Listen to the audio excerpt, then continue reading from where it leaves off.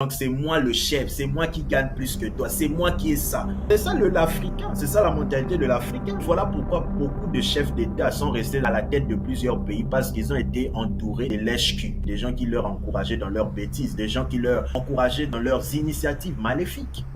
Salut à vous, j'espère que vous allez merveilleusement bien. Ici Emmanuel le penseur. Si vous êtes sans doute nouveau sur la chaîne, n'hésitez pas à vous abonner, à liker, à partager le contenu à un max de personnes afin que ceci puisse être de plus en plus propagé. Sur ce, nous allons principalement nous focaliser sur les dérives du commerce international européen. En ce qui concerne le commerce international européen envers l'Afrique, celui-ci avait principalement trois objectifs, dont le premier était beaucoup plus accentué sur l'exploitation de l'Afrique par les puissances européennes. Leur objectif était de profiter des ressources naturelles de l'Afrique pour ainsi donc être en mesure d'alimenter leur industrie. Le deuxième consistait principalement à profiter des Africains, abuser de leur main-d'œuvre pour aller puiser des ressources ailleurs, principalement en Amérique et dans toute autre localisation. Le troisième, généralement, consistait à user de toute cette main-d'œuvre pour ensuite être en mesure de mettre en œuvre des industries, en tout cas pérennes, en Europe. Au début, les initiateurs de ce mouvement étaient les Européens. C'était eux qui avaient principalement initié cette approche. Beaucoup de personnes te diront que non, le commerce des esclaves est une cause du racisme, alors que non. Le commerce des esclaves n'avait pour objectif que premier enrichir l'Europe. Ça n'avait rien du tout à voir avec le racisme. Le racisme est venu sous forme de résultance de ce système ou de cette approche. Mais le racisme n'était pas une des causes du commerce des esclaves. La principale cause, c'était l'enrichissement. C'était le fait, comme je l'ai dit, que l'Europe voulait se développer au travers de l'Afrique pour devenir qui elle est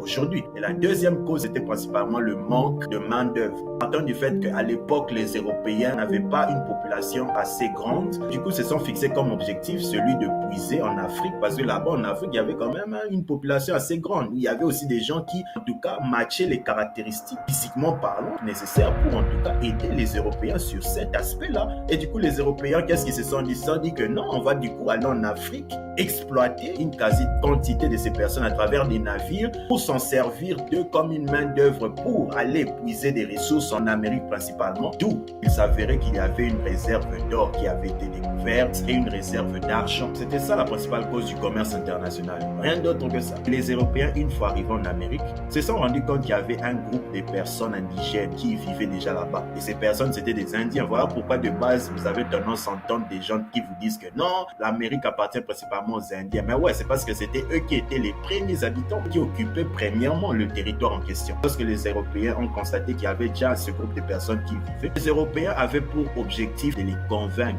à les aider dans cette quête-là. Parce que les Européens n'avaient pas assez de monde au départ. Et ce qui a fini donc par se passer, c'est qu'une fois que les Européens sont arrivés sur le territoire, ils avaient propagé une maladie qu'on appelait le smallpox. C'était cette maladie-là qui avait englouti, anéanti toute la population indienne, qui a fait que les choses deviennent de plus en plus incontrôlables à cette époque. C'est à travers ça même que ceci encore a poussé encore les Européens à continuer d'aller dépendre des Africains. Parce que de base, ils voulaient se servir des Indiens. Mais les Indiens étaient anéantis, parfois même n'avaient pas toutes les caractéristiques requises, en tout cas dont ils cherchaient, pour leur accompagner dans leur objectif. Ce qu'ils se sont décidés de faire, c'était de continuer à recourir vers l'Afrique. Il y a pas mal de royaumes qui se sont opposés. Il y avait Dahomey, il y avait même la Guinée-Bissau qui s'était opposée à l'initiative, ne voulait pas adhérer à ce commerce. Il y avait des leaders, des élites africains qui avaient quand même, durant cette époque, une certaine forme de respect, tu vois, une certaine forme de dignité, qui eux se disaient non, nous ne voulons pas adhérer à ce commerce. Il y avait deux sur plusieurs.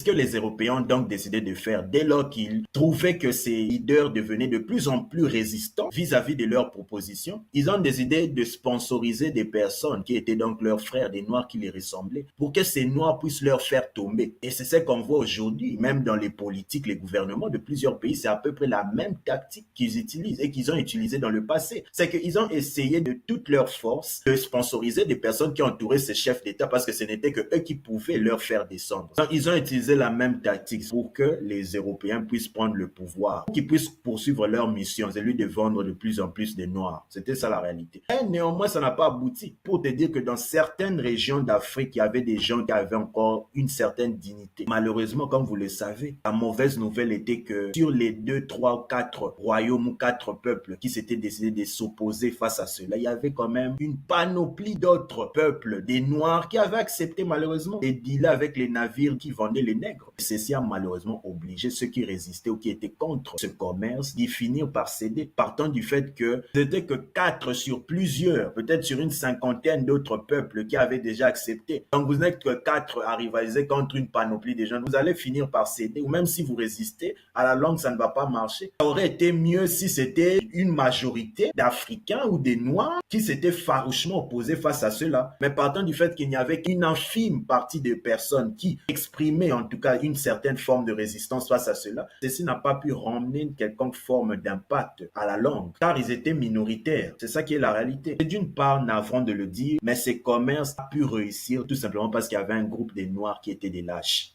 Il faut qu'on se dise la vérité. Le commerce a pu éclore ou réussir parce qu'il y avait un groupe de Noirs qui étaient lâches, qui étaient amoureux de l'argent, amoureux des opportunités, des tout, des avantages. Et c'est ce qui se passe actuellement. Pour mieux comprendre ce qui se passe actuellement, il faut repartir en arrière. C'est principalement ce qui se passe dans plusieurs pays ici. Pour vous dire que pour que l'Africain aujourd'hui puisse se développer, il faut d'abord qu'il change d'abord sa mentalité là, qu'il enlève l'argent, les intérêts, tout ça. Parce que sans ça, les Africains vont toujours noyer dans le vide.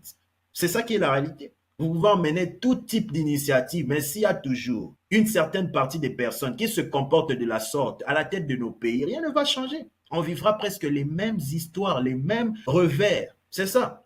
Donc le problème de l'Afrique est beaucoup plus complexe que ça, beaucoup plus complexe qu'on ne le pense. L'Amérique aussi de même. Et ça sera l'objet d'une autre vidéo. Ça, ce n'était juste qu'une première partie de celle-ci. Mais l'Amérique aussi a profité de la main-d'œuvre des Noirs. Et ça, tout le monde le sait. D'où sortent les Noirs américains, tu vois. Parce que les Noirs américains aussi, ça sera peut-être l'objet d'une autre vidéo. Ils estiment qu'ils ne sont pas des Africains, alors que leurs descendants ont été envoyés ici pour travailler arrache-pied dans ce pays afin de le développer. Mais eux, malheureusement, étant des ignorants, n'ont aucune conscience que leurs descendants sont venus ici pour travailler et développer ce pays. Donc, c'est un peu, ça sera quand même l'objet d'une autre vidéo. Mais il est fort quand même de constater que c'est dommage. C'est quand même dommage parce que ces mêmes histoires qui se sont reproduites dans le passé ne font que se reproduire actuellement, mais sous une différente forme.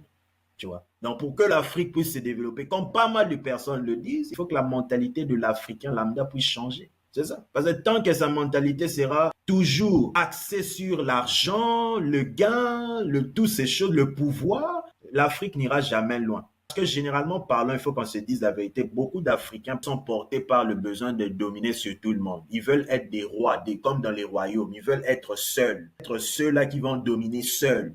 Tu vois, donc c'est moi le chef, c'est moi qui gagne plus que toi, c'est moi qui ai ça. C'est ça l'Africain, c'est ça la mentalité de l'Africain. L'Africain généralement veut être glorifié, veut que tout le monde parle de lui, qu'il ait l'éloge de tout en public. C'est ça généralement qui se passe. Et voilà pourquoi beaucoup de chefs d'État sont restés à la tête de plusieurs pays parce qu'ils ont été entourés de lèche-cul, des gens qui leur encourageaient dans leurs bêtises, des gens qui leur encourageaient dans leurs initiatives maléfiques, qui leur disaient « Ah non, tu as encore du temps, reste, non, ne te préoccupe pas ce que les gens disent ». Et eux aussi continuaient toujours à prolonger, quitte à rester là-bas pour 50 ans, 40 ans, comme si c'était leur maison. C'est ça que malheureusement.